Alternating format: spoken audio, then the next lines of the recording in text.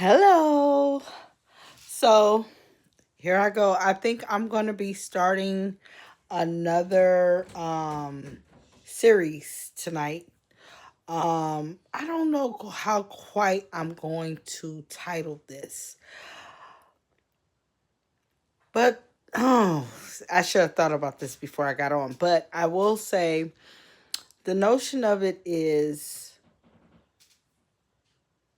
people who are products of parents that weren't married versus people who are products versus parents that are.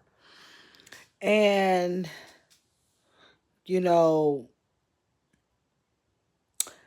it's a catch 22 because I mean, as a person who was a product of a parent that wasn't married, sometimes I feel like it's not my place to give my opinion on children who come from households of parents that were married.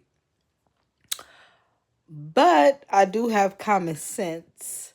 And so I do know the common sense aspects and theories of a marriage. Even though I'm not married, even though I'm not a child that was a product from a marriage. And then you have some people who were a child from a marriage, and they go on to live the most hoish lives ever. And they had that example set for them. And they didn't pay attention to it. They didn't follow it, you know. And then you got some people who come from parents that were married and they followed that example. They had that example set before them, and that was a great example. And they went on to get married and knew what it takes to hold a marriage together and maintain a marriage, and they did it. You got people who were products of baby mama, baby daddy situations. I hate those terms, but I have to use it for to make my point. And then they go on to be baby mamas and baby daddies. And then you have some people that say, now I said the cat.